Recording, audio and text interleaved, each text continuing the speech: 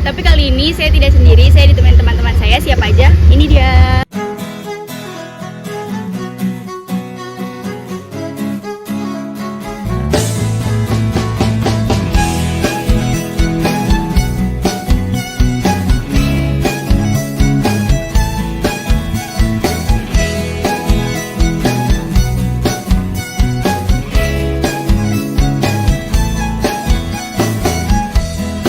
Biarkanlah diri ini untuk mencoba mendekatimu, mendekati indahnya dirimu, dirimu yang hadir di mimpiku.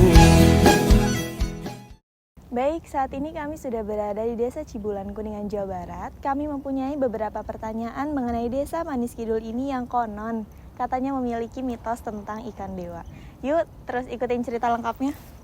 Assalamualaikum warahmatullahi wabarakatuh. Saya Intan Triwidia, perwakilan dari Universitas Gunadarma, jurusan Ilmu Komunikasi. Sekarang saya sedang berada di Desa Manis Kidul, tepatnya di Kuningan, Jawa Barat. Di sebelah saya sudah ada Bapak Sadam. Bapak Sadam, boleh perkenalkan diri dulu, Pak? Nama saya Sadam ya. Kebetulan saya menjabat di Desa Manis Kidul ini sebagai Sekretaris Desa Manis Kidul, Kecamatan Jalaksana, Kabupaten Kuningan. Sebelumnya saya dan juga teman-teman saya ini berterima kasih Pak atas berkenannya waktu Bapak hari ini. Baik, tujuan kami di sini adalah mengetahui Desa Manis Kidul lebih dalam. Pertanyaan pertama akan dilontarkan Pak. Ya. Baik Pak Sadam, saya izin melontarkan pertanyaan pertama. Bapak boleh diceritakan bagaimana sejarah perkembangan Desa Manis Kidul? Ya. Ini untuk sejarah nanti akan bawa bacakan aja ya. Ini juga disingkat padatkan aja ya. Iya Pak. Baik, ini untuk sejarah Desa Manis Kidul ini kita sudah diperdeskan dengan peraturan desa ya nomor 6 tahun 2014. Ini sejarah Desa Manis Kidul, bahwa sejarah Desa Manis Kidul tidak lepas dari sejarah Cibulan. Karena Desa Manis Kidul ini merupakan pengembangan dari sejarah Cibulan. Pada zaman kerajaan Keindraan yang ratunya Rasik Manikmaya, sebagaimana kebiasaan bahwa manusia selalu hidup dengan air, dan tempat bermukim yang berupa pedukuhan dan padepokan seiring berjalannya waktu dan terus berkembang hingga menjadi sebuah perkampungan yang cukup besar dan berkembang sebuah desa. Maka dari itu, untuk membuka sejarah Desa Manis Kidul ini mulai dari sejarah Cibulan yang tercatat dalam kitab Carita Parahyangan pada tahun 490 Saka atau 568 Masehi, Duku Pende yang diduduki oleh Resi Manikmaya, muridnya Resi Guru Manikmaya. Kemudian dilanjutkan oleh Menak Koncarya alias Kantong Maralaya yang mewariskan bekas wilayah buyutnya yang mendirikan Kerajaan Mandala Manir.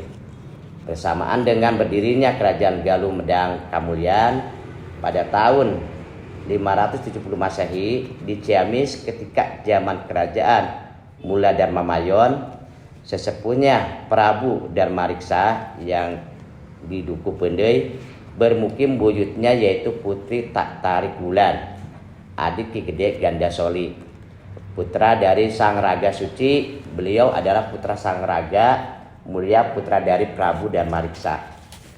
Pada tahun 723 didirikan Kerajaan Kutamandarakan yang rajanya Ciung Wanara atau Sang Manarah. Sang Manarah memindahkan Kerajaan Saunggalah dari Aril Palutungan ke Kutaraja. Di Duku Pendei bermukim Manisri, keturunan dari Sang Dharmawulan, pendiri Kerajaan Saunggalah, kemudian menyamar menjadi Lutung Kasarung untuk menyelamatkan Purbasari putri Ciung Wanara.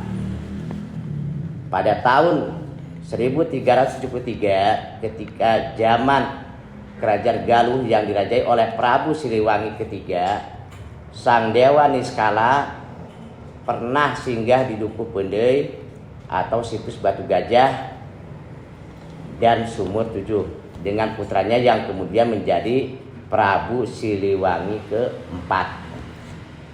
Sang Pamanah Rasa menikah dengan Sang Cantring Manikmaya, putri Sang Hiliwangan Raja Pasundan, dan tinggal di Jalaksana atau situs alun-alun burung.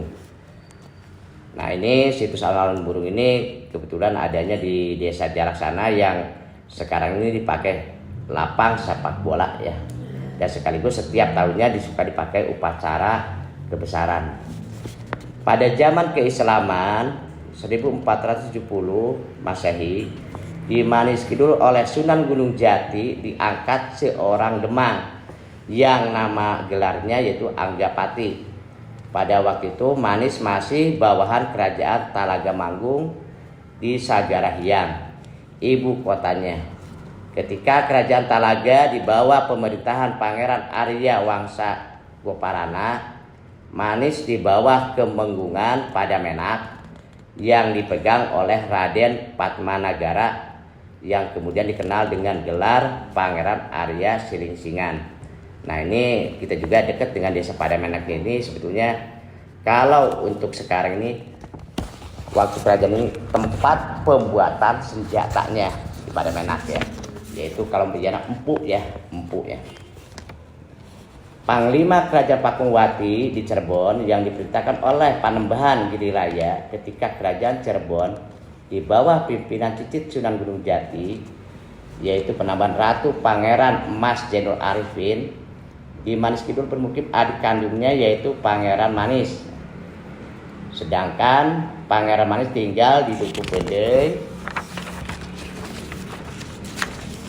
dan mengajarkan agama Islam di Padepokan Duku Pendey yang namanya masih dikenal dengan Kampung Pendey dan Kampung Duku, yang letaknya tidak jauh dari objek wisata Cibulan. Yang perlu diketahui bahwa pada tahun sebelum terpecahnya Manis Kidul menjadi dua, yaitu Manis Kaler dengan Manis Kidul. Kalau sekarang Manis Kaler itu diganti dengan Manis Lor ya. Ini tetap Manis Kidulnya. Oleh seorang yang namanya Surya Sentana dari keturunan Cirebon yang menjadi pusat pemerintahannya yaitu di Cibulan. Nah, ini pemerintahan Desa Manis Kidulnya bukan di sini, tapi di dekat objek wisata Cibulan ada ya.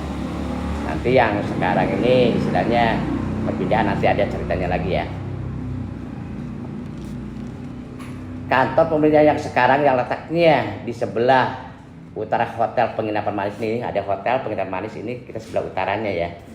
Ini juga sejarah yaitu peninggalan kolonial Belanda yang kubunya Indra Madura keturunan Indra Prana dari Sangkan Urip yang masih keluarganya juga.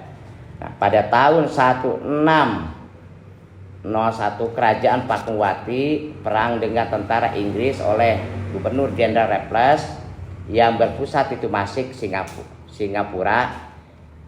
Jika Kerajaan Pakungwati kalah, diantaranya akan mengungsi ke Manis. Itulah sebabnya bahasa Sunda logat Manis berbeda dengan desa-desa di sekitarnya.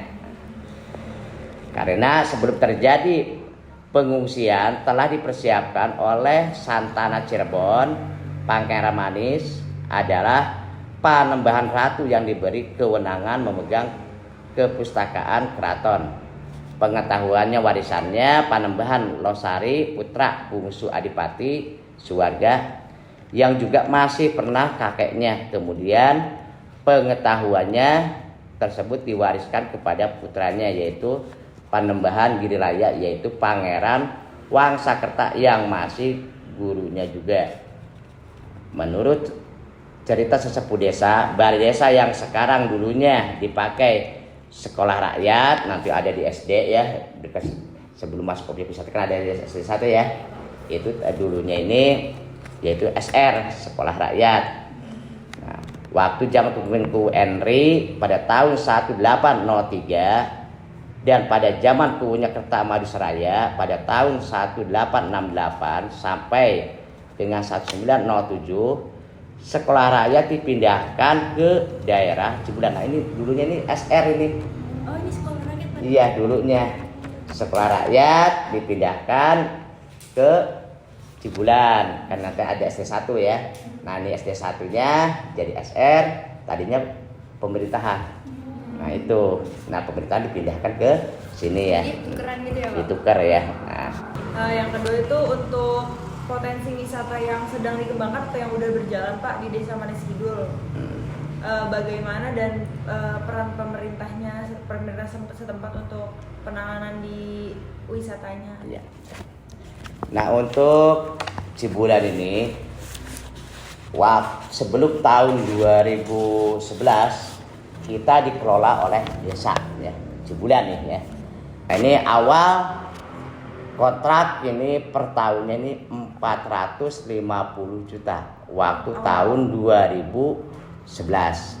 Nah, berkembang ke sini sampai sekarang ini pakunya M Sadiman ini mencapai 2 miliar.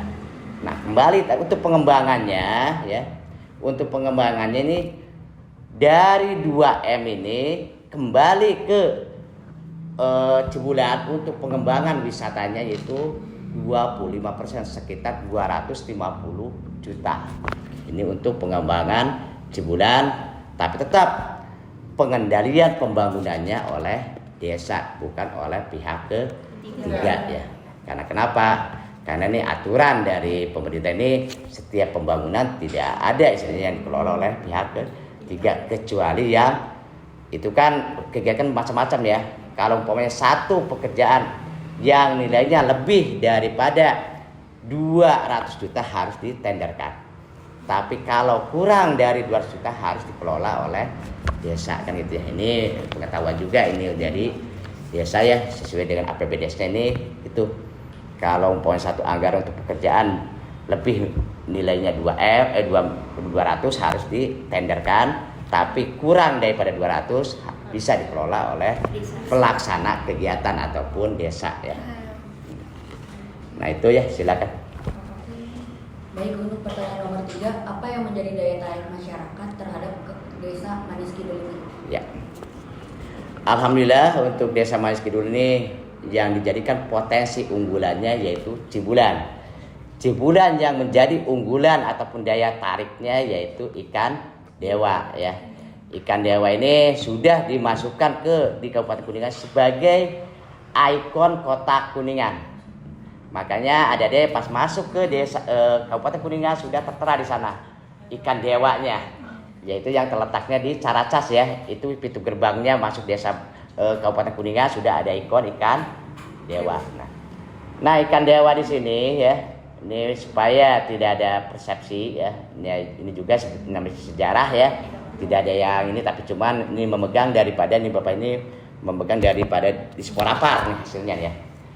Intinya ikan dewa ini kalau lihat daripada kutipan dari Disporapar yaitu prajuritnya Prabu Siliwangi. Terus yang keduanya dari Kuningan ini sebetulnya ikan dewa itu bukan di Cibulan saja. Tapi ada salah satu keunikan yang ada di Cibulan kan gitu ya. Sebetulnya ikan dewa ini ada di Kecamatan Dharma ya. Desa Dharma, ada di Kelurahan Cigugur kan mungkin udah ke Cigugur ya, itu kan ada ikan dewanya ya. Terus ada di Balong Dalem, ini tetangga desa juga. Terus Cibulan, Linggarjati dengan Pani Ispasawaha. Itu ada ikan dewanya. Tapi yang lainnya di luar daripada Desa Manis Kidul ini dicampur ikannya dengan ikan yang lain. Tapi khusus di Desa Manis Kidul di objek wisata Cibulan ikan dewa tidak mau dicampur dengan ikan yang lainnya. Nah ini satu keunikannya. Ciri khas ya Pak? Ciri khas ya. Dan sekaligus ikan dewa ini bukan kanibal. Enak kalau bermain berenang dengan ikan. Tidak ada yang menggigit. Tetap ini bersatu dengan ikan. Tapi jangan coba-coba kasih ikan kecil langsung dimakan. Makanya ini jadikan larangan buat Desa Manis Kidul ya untuk ke Cibulan. Tidak boleh istilahnya memberi makan ikan kecil. Apalagi yang pakai tali ini bahayanya nanti akan terlilit di ususnya. Gitu. Pasti nanti kelestarian kalau dibiarkan terus nanti akan hilang atau mati ya. Dan keunikan ikan dewa ini ya. Supaya tahu mungkin manusia juga punya istilahnya makanan favoritnya. Ikan dewa juga mempunyai makanan favoritnya yaitu apel merah. Makanya ada deh kalau umpamanya ini udah bawa apel aja dipot cacat-cacat kasih sok langsung. Tapi kalau setiap harinya yaitu kadang jagung manis yang direbus. Nah itu ya. Baik, untuk pertanyaan keempat, kegiatan budaya yang sering dilakukan di Desa Manis Kidul itu apa aja? Nah ya. Nah di Desa Manis Kidul ya, ini satu kawin cai ya. Kawin cai ini dilaksanakan pada bulan Oktober. Tapi untuk di Desa Manis Kidul ini kawin cai ini tidak semeriah dengan desa yang lainnya. Itu ada tetangga yaitu di Babakan Mulia. Karena kenapa? Kawin cai ini istilahnya kalau untuk Cibulan ini laki-lakinya. Tapi di Babakan Mulia itu perempuannya. Makanya setiap kawin cai pada bulan Oktober ini dari Babakan Mulia ngambil air di Cibulan. Itu sih. Ngambil air di Cibulan, cuma ngambil saja, berarti ini laki-lakinya nggak rame kan gitu ya. Kalau istilahnya pengantin itu mapag ya, mapag pengantin ya. Nah ini laki-lakinya, cuma ngambil air. Ini memang di sana ada prosesi juga nggak terlalu ini. Ramainya itu di Babakan Mulia. Itu perkawinan airnya yang disatukan dengan mata air yang ada di balong dalam. Nah ini satu itu budaya ya. Terus yang keduanya yaitu bahasanya ini babarit ataupun sedekah bumi kan gitu ya, ataupun syukuran desa. Itu dilaksanakan pada waktu hari jadi Desa Manis Kidul. Setiap yaitu Milangkala Desa Manis Kidul. Urainya di sana adanya babarit ataupun makan bersama ataupun sedekah bumi ya. Ini dilaksanakan di depan balai desa sampai ke perbatasan desa tetangga Sembawa, hampir 1 kilo penuh semua. Di sana, Lesehan gitu ya? iya lesehan semua. Kita ambil masyarakat bawa tikar atau karpet, kita makan sama-sama. Ini masyarakat membawa masing-masing. Selain ya sedikitnya disubsidi oleh desa untuk tiap RT buat tumpang biasa kan gitu ya. Tapi separohnya ini dari masyarakat ya alhamdulillah. Antusias masyarakat, rasa syukuran masyarakat ya ini dilaksanakannya setiap yaitu mau menjelang hari jadi Desa Manis Kidul. Nah ini di sana itu ada prosesi juga yaitu ada istilahnya gunung-gunungan, yaitu hasil bumi yang ada di Desa Manis Kidul itu dibuat gunung, diarak mulai dari perbatasan Desa Sembawa sampai ke depan balai Desa Manis Kidul. Nah itu ya budayanya, dan sekaligus ya alhamdulillah yang kemarin juga ya kita udah 3 kali nih langsung dibuka oleh Bu Pati gitu kan Kuningan. Dan sekaligus penutup daripada Milangkala Desa Manis Kidul yaitu diadakannya sidang istimewa BPD. Itu ditutupnya sama dengan Pemda juga atau juga ada sidang istimewanya ya gitu ya. Ini juga ada pas tanggal 5 ini ditutup dengan sidang istimewa BPD. Nah itu ya. Iya, Pak. Oke Pak, pertanyaan selanjutnya ini ada, Bapak kan sebagai pengurus desa ya Pak? Iya. Sebagai pengurus desa ini apa sih Pak hambatannya selama Bapak menjalankan tugas-tugas sebagai pengurus desa? Ini di bidang untuk pengembangan wisata apa khusus desanya nih? Khusus desanya sih Pak. Khusus desanya ya. Iya. Baik ya. Oke, Bapak ambil kronologis Bapak dulunya ini sebelum jadi perangkat desa ini Bapak juga sukwan dari guru SMP. Nah ini intinya menghadapi siswa dengan menghadapi masyarakat kan gitu ya. Ya istilahnya memang awal-awal Bapak juga menjabat sebagai kepala dusun. Kadang-kadang pikiran ini di dusun ini kayak kelas aja, bagaimana ini masyarakat bisa didirikan gitu kan ya. Tapi itu ilmu kan ya. Tapi alhamdulillah perkembangan zaman ya, netizennya sampai ke sekretaris desa. Nah ini rintangan lebih banyak lagi. Apalagi di sini Bapak sebagai koordinator administrasi perencanaan, administrasi desa, terus administrasi keuangan. Tapi tetap di bawahnya ini Bapak sebagai koordinator, tapi pelaksanaan ini nih yang penghambatannya. Kenapa? Karena terus terang aja sekarang ini program-program pemerintah tidak diluncurkan ke kabupaten, tapi langsung ke desa lewat yaitu aplikasi, website dan sebagainya. Nah, di sini makanya dibutuhkan istilahnya sumber daya manusia yang harus ditingkatkan lagi. Makanya di desa semuanya juga adanya setiap tahun dianggarkan untuk peningkatan kapasitas perangkat desa ya. Nah, kembali lagi ya. Nah, ini hambatan-hambatan dari desa ya, sebetulnya ini hambatan ini sebagai tantangan desa untuk maju, kan gitu ya. Bukan istilahnya untuk melemahkan desa, tapi tantangan desa untuk maju. Kenapa? Setiap masyarakat karakter berbeda, keinginan berbeda. Sama aja seperti kita di keluarga. Anak pertama, anak kedua akan berbeda karakter. Nah, di sini juga sama. Masyarakat juga banyak keinginan yang harus tercapai, tapi tetap akan kita atur sesuai. Pas kuwi sekarang ini kuwi baru kita diaturnya dengan RPJMDes 6 tahun kan itu ya.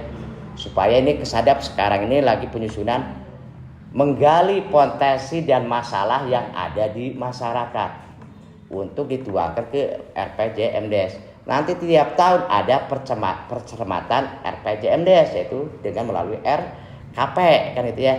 Nah, dari RKP ini akan dituangkan mana yang perlu diprioritaskan dulu nih keinginan masyarakat. Tapi tetap walaupun sudah itu tidak ada istilahnya puasnya, tetap masyarakat pasti aduh kok belum, tapi nanti sama ada semua, tapi kita ambilnya bertahap ya sesuai dengan aturan pemerintah. Nah, ini hambatan-hambatan di desa ini dalam pekerjaan ini satu istilahnya selalu tetap meningkatkan yaitu SDM-nya ya. Karena kembali lagi tadi yang Bapak bicarakan, permasalahan itu bukan istilahnya untuk jadi penghancur desa, tapi ini untuk tangan desa supaya bisa lebih maju ya. Ditambah lagi ya, untuk kembali lagi tadi kita ini ada Cibulan sebagai aset terbesar. Kalau lihat daripada asetnya memang enak, tetap tantangan ada. Bagaimana ini untuk merubah Cibulan image ke depannya kan itu. Ditambah lagi kita nih ada istilahnya pesantren unggulan bisa go internasional yaitu Husnul Khotimah dengan Al Multajam. Di sana memang Manis Kidul akan terkenal.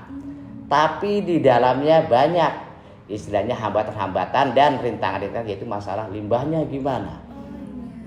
Terus keduanya masalah masyarakatnya gimana. Alhamdulillah saya sedikit intinya adanya Husnul Khotimah dengan Al-Multajam dengan Cibulan ini bagaimana meningkatkan penghasilan masyarakat kan gitu ya.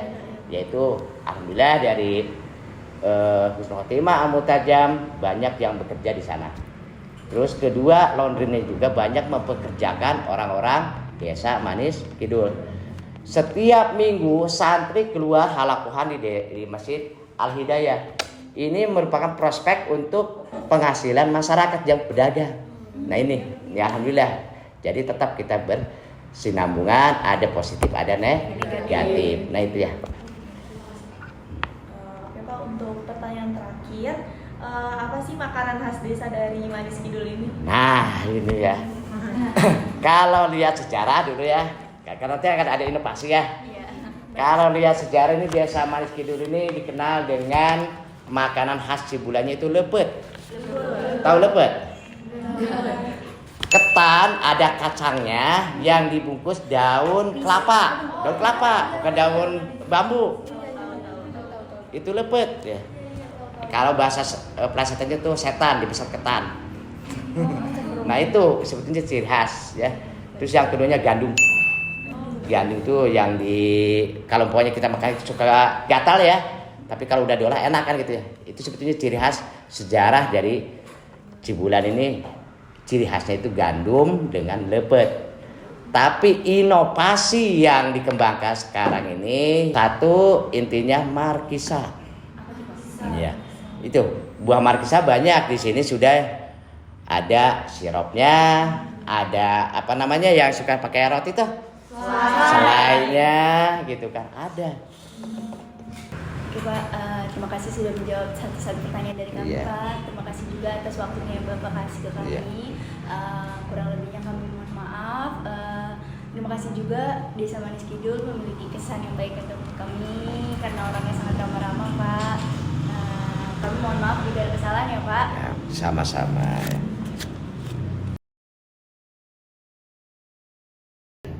Nah, nanti pas air muncul lagi gerakan banyak lagi.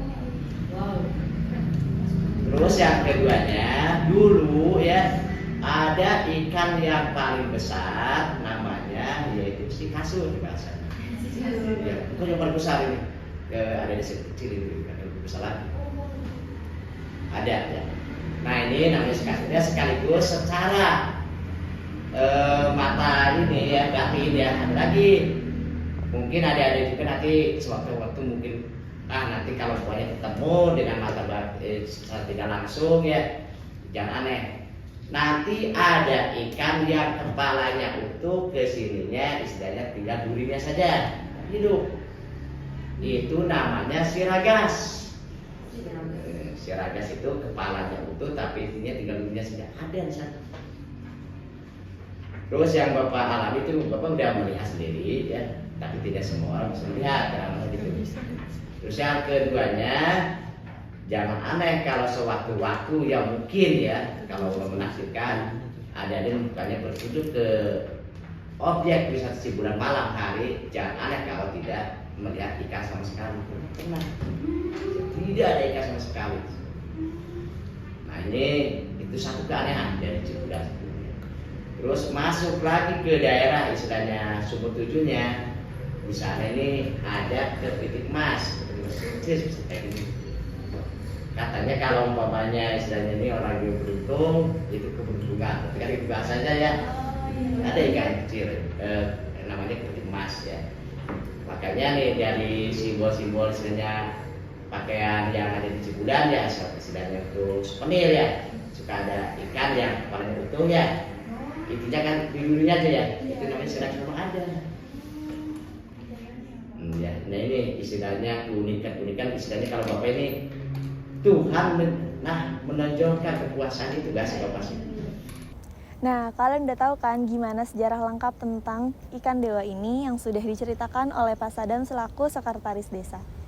Selanjutnya, kami akan menanyakan secara langsung kepada penjaga wisata Cibulan. Yuk kita simak baik-baik. Iya, sekarang saya sudah bersama dengan Pak Maman. Boleh silakan perkenalkan diri dulu Pak. Ya. Bismillahirrahmanirrahim. Assalamualaikum warahmatullahi wabarakatuh. Perkenalkan, nama saya Bapak Maman, salah satu anggota HPI Kabupaten Kuningan dan saat ini bekerja di objek wisata Cibulan. Selanjutnya boleh dijelaskan sedikit Pak tentang wisata Cibulan ini? Untuk wisata Cibulan, Ci itu nama Cibulan itu diambil dari bahasa Sunda. Ci itu yang artinya air, bulan itu air ketimbulan. Jadi air yang datang dari bawah. Jadi air ketimbulan. Jadi dinamakan Cibulan. Objek wisata Cibulan ini terdiri dari 3 kolam dan kolam ini dihuni dengan ikan kancera putih. Lebih populernya dengan sebutan ikan dewa. Dan objek wisata Cibulan ini adalah objek wisata yang paling tertua di Kabupaten Kuningan. Ini dibuka pada tanggal 27 Agustus 1939. Nah, 3 kolam ini dengan ukuran dan kedalamannya sangat berbeda. Yang untuk anak yang kedalamannya sekitar 50 cm, yang untuk remaja ukuran 1,5 meter dan yang paling dalam itu 3 meter. Dan air di sini sangat jernih dan debitnya itu sangat banyak. Nah, ini debit air di sini itu sekitar 6 liter per detik. Setiap 2 pekan sekali kolam ini dikuras. Dan untuk pengisiannya itu hanya 3 jam udah penuh. Ya, mungkin itu. Untuk 7 sumurnya itu juga memiliki arti masing-masing ya Pak? Kebetulan di sebelah kanan kolam sini ada patilasannya Prabu Siliwangi. Jadi Prabu Siliwangi itu dulu pernah semedi di sini dan di situ ada 7 mata air, lebih populernya dengan sebutan 7 sumur. Dan ke-7 sumur itu ada nama-namanya tersendiri. Sumur yang pertama itu sumur kejayaan, yang kedua keselamatan, yang ketiga pengabulan, yang keempat kemuliaan, yang kelima Cisadane. Dalam arti kata untuk nama sumur Cisadane itu cita-cita. Dan yang keenam Cirencana, dan yang ketujuh kemudahan. Itu nama-nama sumur. Untuk ikan di sini banyak mengatakan ikan dewa. Kenapa? Ya pertama dari historinya ikan ini konon katanya ikan ini adalah kutukannya tentara Prabu Siliwangi yang tidak setia sama Prabu dikutuk jadi ikan. Itu dari historinya. Dan sama masyarakat sini ikan ini sangat dikeramatkan dan disakralkan. Untuk keunikan ikan ini yang pertama popularitasnya itu berkembang biak, cuman dari dulu kolam ini nggak penuh sama ikan. Nah, bila ada yang mati, namanya makhluk hidup pasti ada yang mati ya. Itu posisi ikan bukan terapung, bukan ini tenggelam kalau ada yang mati. Nah, udah tradisi dari dulu turun temurun, bila ada ya ikan mati itu dikubur dan dikain putih. Itu tradisinya. Pak, menurut yang kami baca ya Pak, katanya ada salah satu ciri khas dari ikan dewa yaitu makan apel. Itu betul tidak Pak? Untuk makanannya sendiri, sebetulnya kalau dikasih apa dia suka lah gitu. Tapi sekarang sama manajemen sini dikasihnya jagung rebus. Tapi walau alam saya juga nggak tahu historinya seperti apa. Tapi itu makanan favorit itu apel merah. Dan setiap ada kunjungan para pejabat itu pasti ngasih kan apel merah. Untuk pertanyaan terakhir ini Pak, dengan adanya objek wisata Cibulan ini membantu mata pencarian penduduk di sini atau tidak Pak? Yang jelas ya untuk kesejahteraan masyarakat sini. Karena kenapa ini asli aset desa dan disewa kelolakan, di pihak ketiga kan itu masuk ke desa uangnya gitu. Dan untuk yang usaha di sini semua masyarakat sini, Desa Manis Kidul. Jadi sangat membantu ya Pak? Sangat membantu. Terima kasih ya Pak. Ya, Assalamualaikum warahmatullahi wabarakatuh. Nama saya Nendra Nurwenda, Kuncen Sumur 7 ya. Ya, alhamdulillah di sini ulah 18 tahun. Nah, ini patilasan Prabu Siliwangi, kakeknya saya Sarip Hidayatullah Sunan Gunung Jati Cirebon. Kenapa patilasan kalau udah ke Cirebon merupakan kuburan ya, menyesuaikan Islam ya, karena beda sejarah. Sejarahnya dari Hindu, kalau udah Islam udah Islam ya. Jadi kenapa ada sumur 7? Jadi arti sumur 7 itu sumber di diri sendiri. Arti sumur sama, yang 7 di diri sendiri. Pelajaran leluhur ya. Jadi perkawinan ilmu dari Hindu ke Islam, Cirebon, Blitar. Itu dari baca dulunya begini, zaman dulunya kan baca diri berbunyi begini. Judulnya aja ya. Bismillahirrahmanirrahim, puji paksi by Allah, ya Allah, ya Mama, jungjung kena derajatullah. Judul ini. Puji doa, paksi hati, bayah perut. Nah, jadi yang 7 diri sendiri. Kalau kita diterjemahkan ilmunya, gitu ya, 7 lapis itu diri sendiri. Kan kembali ke Nadia. Nah, perkawinan ilmu ke Islam, Al-Fatihah. Al-Fatihah juga begini artinya kalau dibahas sama ilmu walia, alhamdulillah rabbil alamin, alhamdulillah badanillahi ati rabbil nyawa alamin rasata. Yang 7 sumur itu fungsinya begini. Nah, jadi saya kasih bahasa Sunda sedikitnya, tapi maaf saya bukan mengajarkan ya. Karena ditanya harus dibuka, apalagi sejarah sekarang buka-bukaan. Hayang beunghar tanya zaman. Kalau kata Sunda pengen kaya apa pengen tahu zaman. Cuman kaya bukan kaya dunia aja. Kalau para wali pengen tahu zaman, jadi kayaknya kayak ilmu gitu ya. Pengen tahu zaman kalau turunnya ke para wali. Nah, tahu zaman begini. Kalau terjemahkan sumur 7 itu puncaknya sahadat. Ada sumur 7 mah, ada lagi sejarah dari zaman Hindu, zaman Sanghyang. Satu zaman Sanghyang, kedua zaman Dewa, ketiga zaman Wali, Sultan, Kiai, Ustadz, Santri, ketujuh. Makanya sekarang sejarah terakhir disebutnya akhir zaman, gitu kan? Nah, makanya ada begini, ada sejarah dari putri 1 dijadikan 7 awalnya. Makanya begini, kalau ngebahas alam, bencana, musibah, gunung meledak, ada sejarah. Cuman yang bakal selamat manusia sejati. Tuh, nah kita kan kuat iman ya, ibadah ke Allah kita. Jadi ke sumur 7 contoh. Bismillah, syahadat, sholawat, cuci muka, ngambil air. Yang penting kalau bahasa Islam baca syahadat. Tujuan nama kembali karena niat, yang penting positif. Ya, nah, itu arti sumur 7. Jadi kalau zaman dulu ilmu siapa? Sabda Palon.